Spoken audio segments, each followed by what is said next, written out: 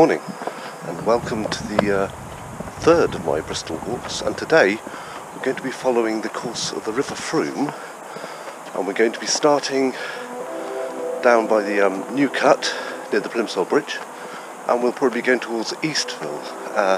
And we're just going to see how the river goes under the streets and comes out through its natural course. So let's go and follow me.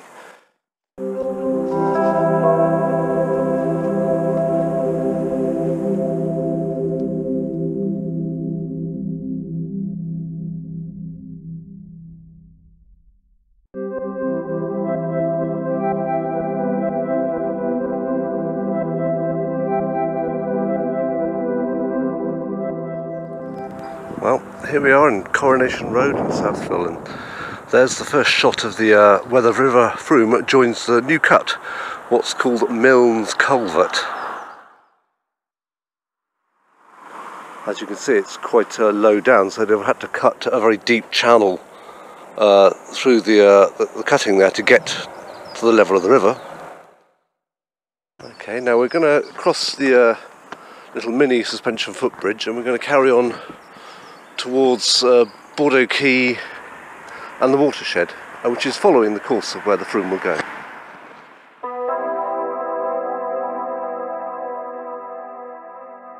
It's February and already the flowers are out. I can't resist taking a quick detour down this little path there. I'm going to show you a real unusual oddity of the new cut, which you don't see very often because it's hidden. Let's go.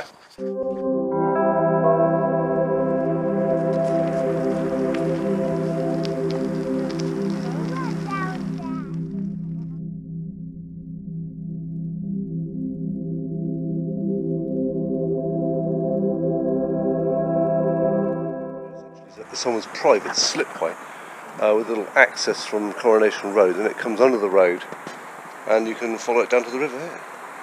I'll just show you where it would have come through.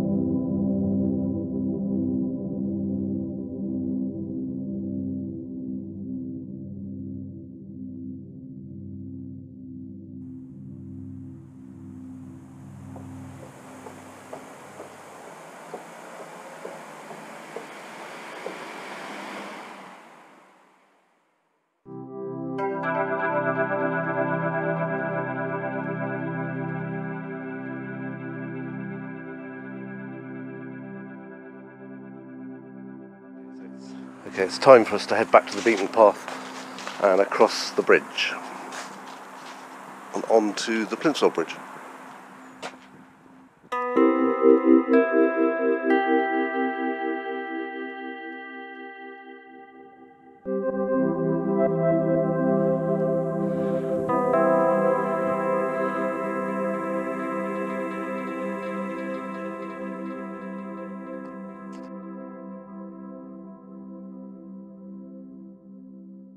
This is the point where that slipway enters the public road, and you could sort of drive a boat and a horse and a cart down to the river from here and launch it.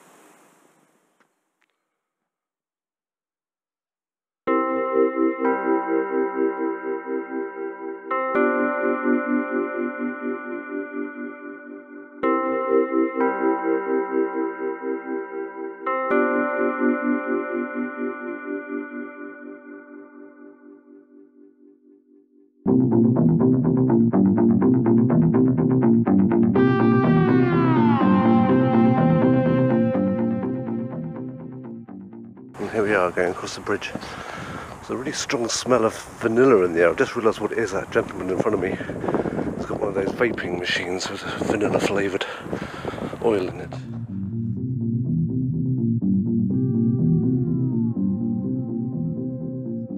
So I think they've done a really good job of this area here, and they've kept some of the original buildings, like this obligatory sourdough pizza place, but I like what they've done here. Gaol Ferry Steps. That's a bit ominous. Oh, of course there was a jail around here, wasn't there?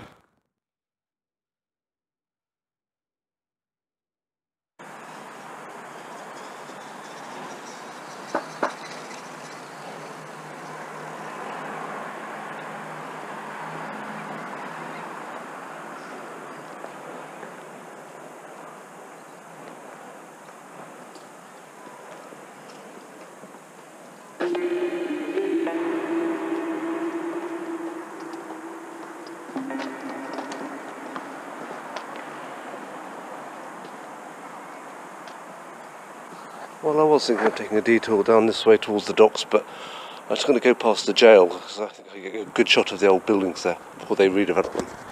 So let's turn around and go this way. Little sign there from the Better Food Company, our friends. It says, "Got some time, help us make our garden look mint." So this is one of these sort of public vegetable gardens. Looks a bit wintry, but I'm sure it'll come to life in summer. Came out this morning. It's a really sunny day, even though we've got this sort of cold Arctic wind blowing in as usual, but it makes a really good lighting for photography, so hopefully I'll get some really good shots on here. So let's carry on. And here we are, the old jailhouse and what remains of it.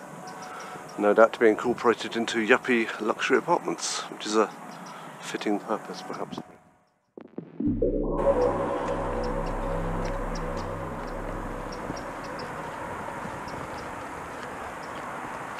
The new cut, and this is the exact point where that culvert passes underneath us on its way to Eastville.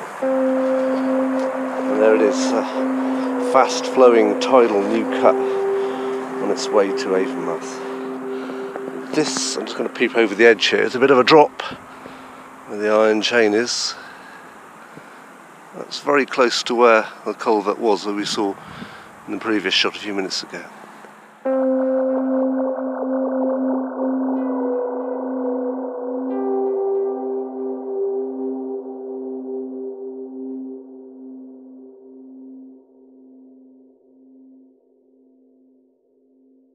Well, as we're in the area of the Frome, we're just going to look at one of its cousins, the Malago Brook, which comes out here on the south side of the new cut, and you can see the water flowing down there. So that comes all the way from Bedminster and beyond, and it all goes to the sea.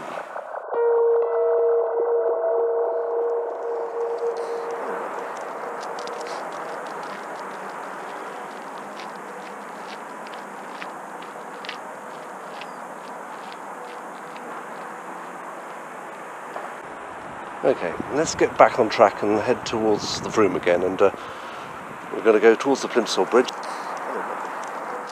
And here we have one of the few remnants of the old working dock. This must be one of the administrative offices built in this lovely sort of 1950s style with the brickwork and the stone dressings on there. And of course, what is now the Industrial Museum, but would have been one of the original transit sheds.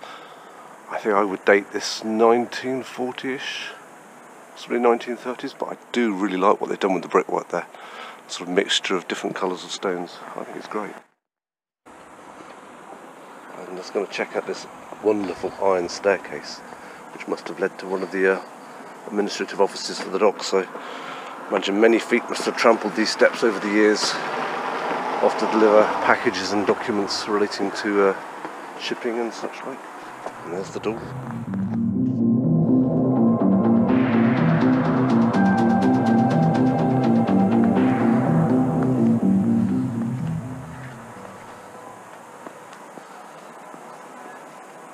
Couldn't resist just getting a bit of industrial history in the shop.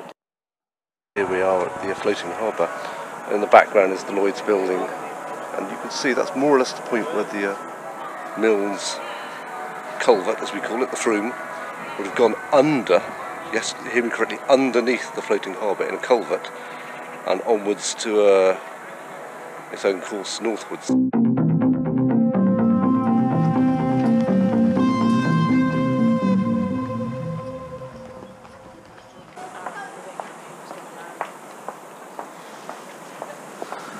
there are the cormorants enjoying their Sunday morning sun, free from the cares of the world.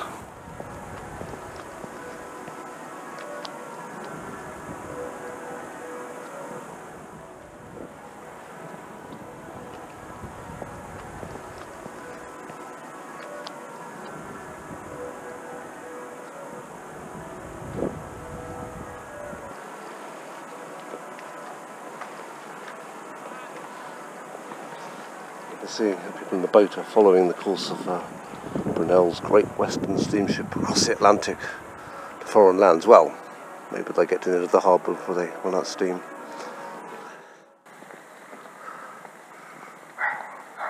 Oh, you can't beat a Sunday morning. Quiet, peaceful, no traffic. Everyone's still in bed.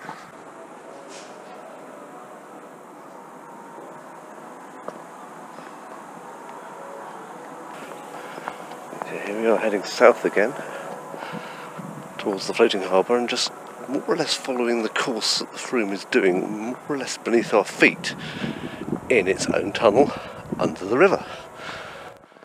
And this is where the Frome would be, more or less under our feet, several feet down, flowing into the sea.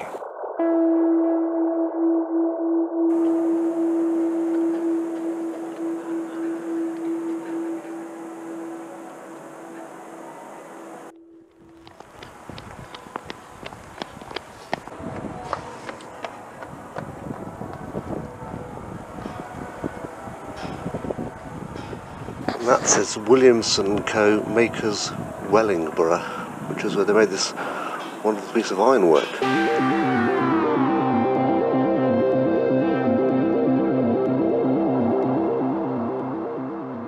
And I just can't resist a shot. This rather nice brickwork in the sun. You got the blue brick and the red brick as they were originally built.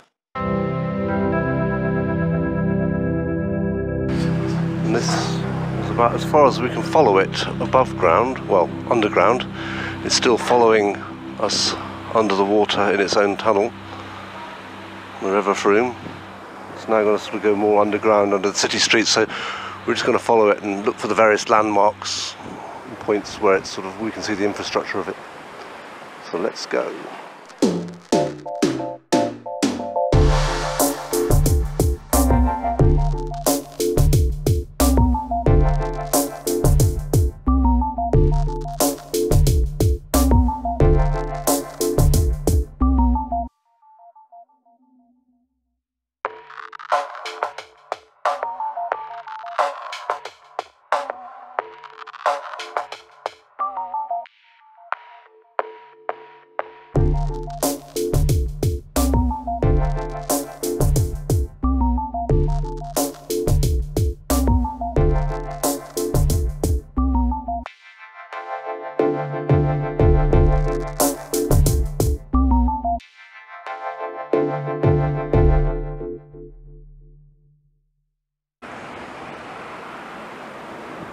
Well, it's hard to believe all this would have been a giant harbour full of boats and their masts all packed tightly together. If you look at the historic photographs, you'll see all the way up here, this was all part of the River Frome.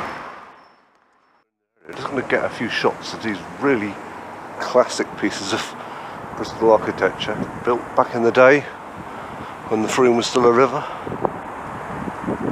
And here are the portraits of probably famous merchants who made lots of money out of all this stuff, and possibly the houses they lived in.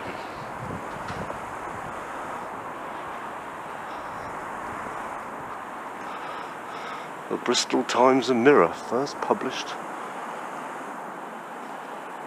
73 it says. Here we have the wonderfully named Electricity House, 1930s stone.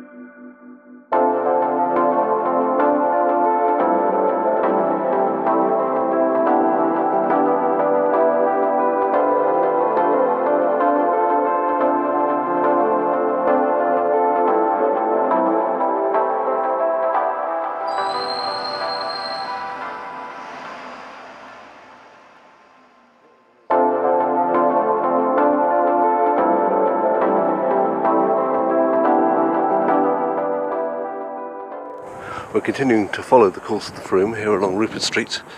It curves right there at the fire station where the red doors are, so let's Let's follow it.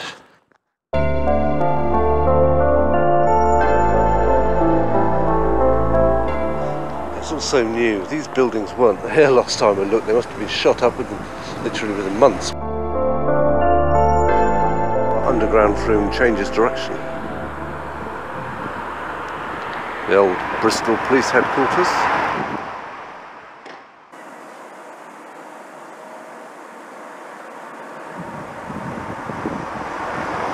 I'm just in love with this building, so I'm just going to get a quick shot of it as we walk past.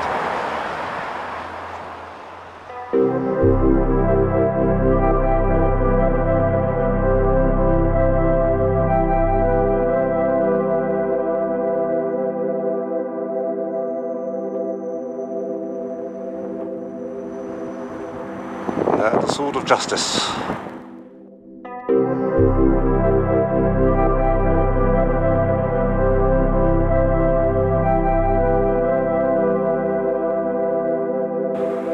And here we are, the course of the Frome following under our feet. And it curves round the back of this enormous office block. And you can see it's curved, and they would have built it on the curve of the river. So let's follow it.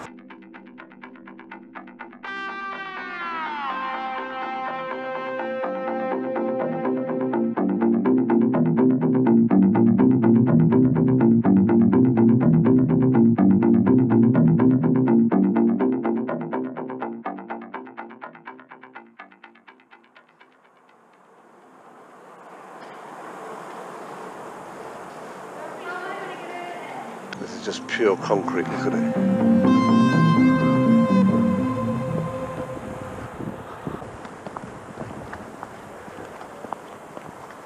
Quite literally the Frome is flowing beneath our feet.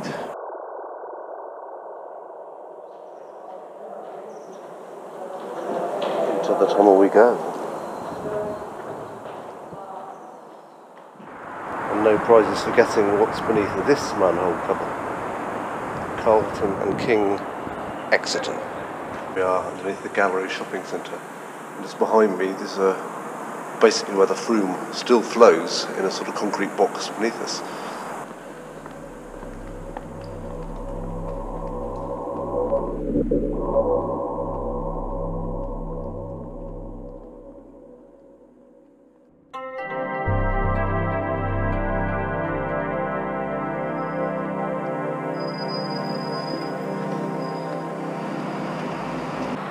So this is where the Frome, you can see it curving around where that purple car's gone, and it goes around here and it follows the road.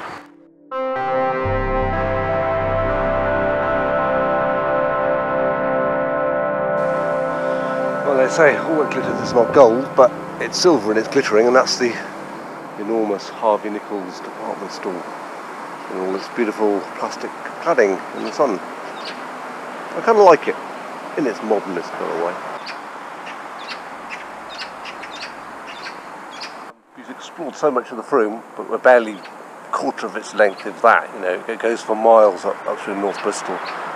But we're going to go back down to street level and follow it from there. So let's go.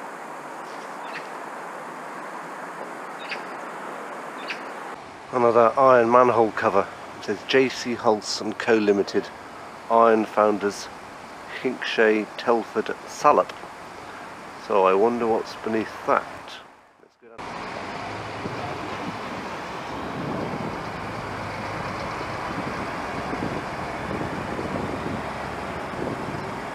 Here we are, the old castle.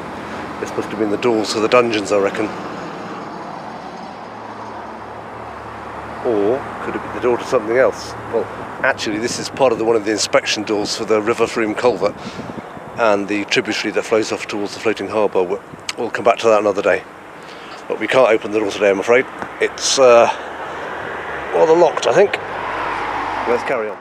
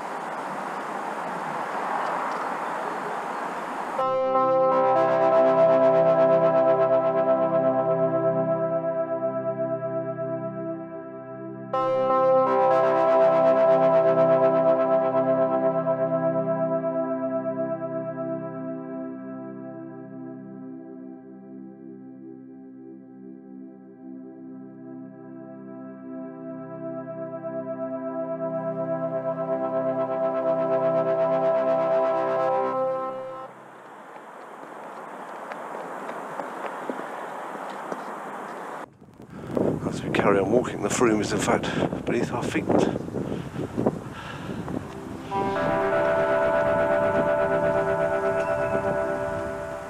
To confirm what I was saying about the river, it's named River Street. The Frome is just about to emerge into the daylight again. Let's cross the bridge and have a look.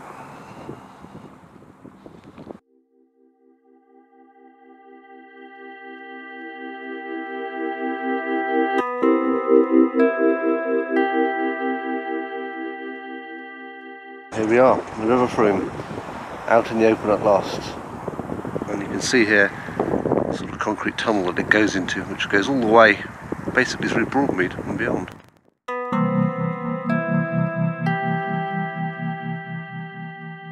Let's carry on and follow the course of the River Frome northwards through the Bristol suburbs.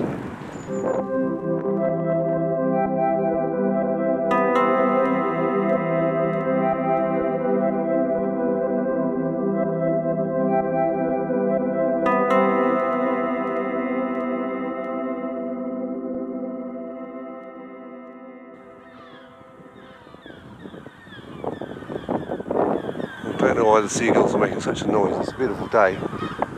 They normally do this when there's a storm coming, but maybe they've spotted some food somewhere. I don't know if you can see these sort of triangular black bricks that are set into the wall here. But these would have come from the original copper foundry that was a few miles up here on the river. And that was sort of waste products that they used to make building materials out of.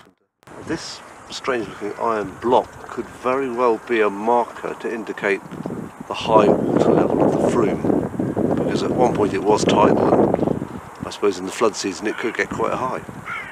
You see these all over St Welberg.